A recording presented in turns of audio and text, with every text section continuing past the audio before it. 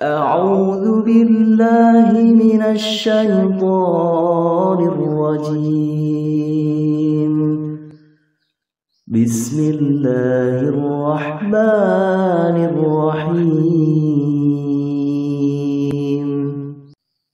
Assalamualaikum warahmatullahi wabarakatuh. A'udzu billahi minasyaitonir rajim. Bismillahirrahmanirrahim. Alhamdulillahi rabbil alamin. Wa bihi nasta'inu ala umurid dunya waddin. Wassalatu wassalamu ala sayyidina Muhammadin wa ala alihi wa sahbihi ajma'in. Amma ba'd. Saudaraku rahimakumullah, seperti telah masyhur diketahui bahwa ayat kursi adalah ayat yang teragung dari Al-Quran. Sabda Nabi Sallallahu Alaihi Wasallam, Innaha sayyidatu ayil Quran. Sesungguhnya ia adalah pemimpinnya ayat-ayat Al-Quran. Tak heran jika kemudian ayat kursi ini dinilai sebagai doa yang terbaik dan yang teragung di antara doa-doa yang lainnya. Dan termasuk keistimewaan terbesarnya adalah siapa yang rajin membaca dan mengamalkannya di belakang tiap sholat wajib atau sholat fardu, maka ia dijanjikan akan masuk surga, atau aliasnya akan dikaruniai husnul khotimah. Bagaimana cara membaca dan mengamalkannya? Berikut kami sampaikan penjelasannya. Semoga bisa memberi manfaat untuk kita semuanya. Amin ya rabbal alamin. Siapa yang tak ingin masuk surga? Kita semua pasti menginginkannya, bukan? Bahkan masuk surga adalah impian dan cita-cita terbesar kita. Nah, untuk bisa masuk surga, Rasulullah Shallallahu Alaihi Wasallam telah memberi jalan dan sarana yang mudah untuk kita lakukan. Amalkan membaca ayat kursi di setiap kali kita selesai mengerjakan sholat fardu atau sholat wajib. Insya Allah dengan rajin dan rutin mengamalkannya, kita akan dikaruniai surga. Ini bukan sekedar harapan, tapi janji yang diberikan. Lebih jelasnya, mari simak keutamaan membaca ayat kursi setelah sholat fardu atau sholat wajib berikut ini. Tidak ada penghalang untuk masuk surga kecuali kematian. Diriwayatkan dari Abu Umamah radhiyallahu anhu bahwa Rasulullah Shallallahu Alaihi Wasallam bersabda, "Man qara'a ayatal kursi fi duburi kulli salatin maktubatin lam yamna'hu min dukhulil jannati illa ayyamut." Siapa yang membaca ayat kursi di belakang tiap sholat wajib, maka tidak ada yang menghalanginya untuk masuk surga, melainkan kematian. Hadis riwayat Nasa'i, Ibnu Hibban, Daraqutni, Tabrani, Rawyani, Ibnu Sunni, dan lainnya. Imam Al-Munawi berkata, tidak tersisa dari syarat-syarat memasuki surga kecuali kematian, dan seakan kematian itulah yang menghalanginya. Imam Taftazani menerangkan, artinya tidak tersisa dari syarat-syarat masuk surga kecuali kematian, seakan kematian menghalanginya, dan berkata, kehadiranku adalah wajib di permulaan agar kamu bisa masuk surga. Imam As-Sun'ani ketika menjelaskan hadis ini, beliau berkata, ayat kursi diistimewakan dengan itu sebab ia mencakup pokok-pokok nama dan sifat-sifat ketuhanan, keesaan, hayat, qayyumiyah, ilmu, kerajaan, kekuasaan, dan kehendak. Imam At-Tahawi menerangkan, maknanya adalah ketika ia mati, maka ia masuk surga.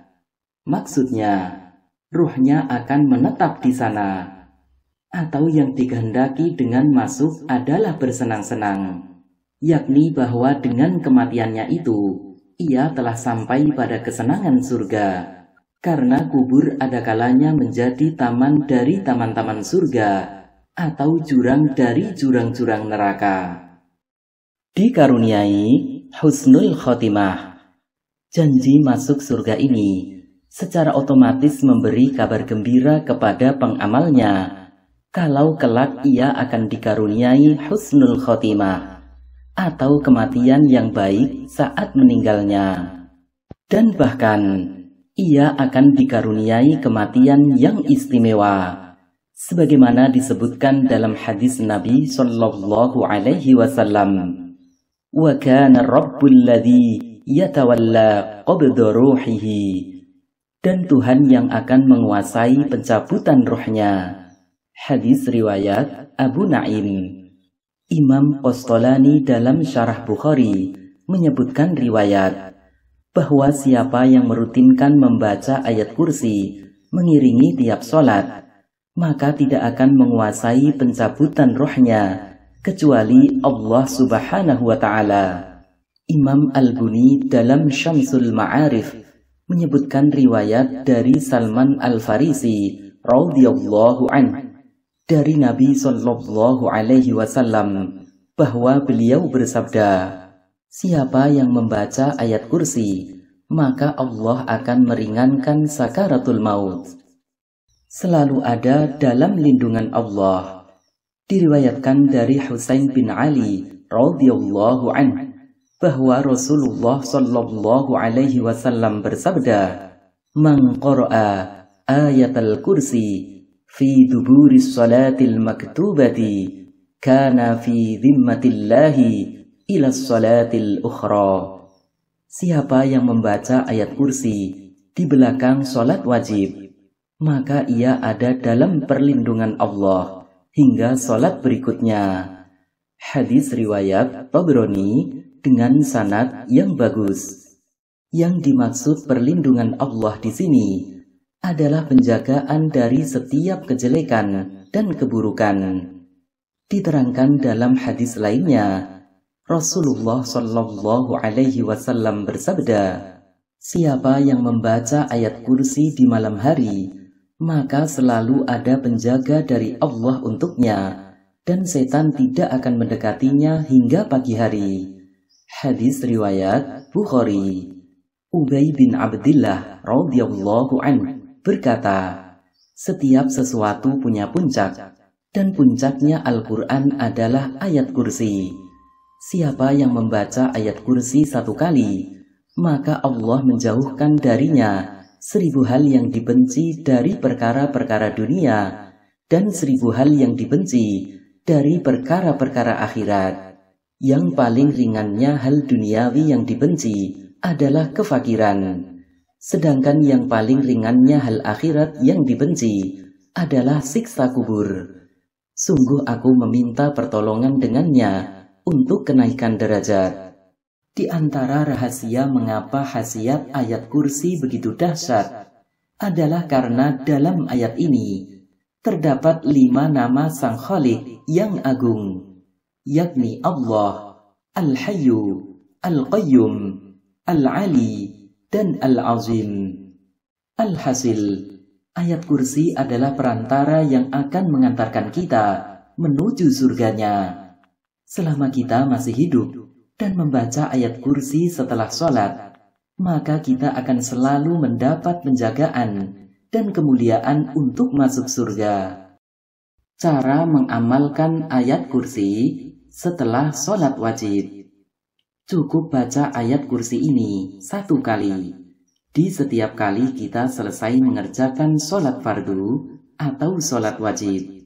Dalam prakteknya, baiknya ayat kursi ini dibaca dalam posisi kita masih duduk, menghadap kiblat, dan dalam keadaan masih punya wudu. Namun ini bukan keharusan. Artinya jika suatu saat kita tidak bisa membacanya sambil duduk, menghadap kiblat, dan berwudu, maka kita tetap boleh membacanya sambil berdiri, tanpa menghadap kiblat, dan wudhu.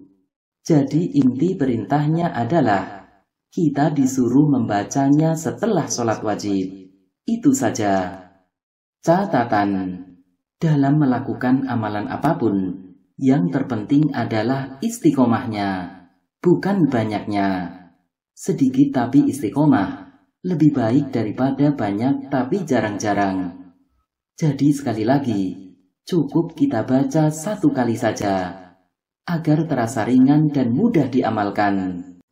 Bacaan ayat kursi.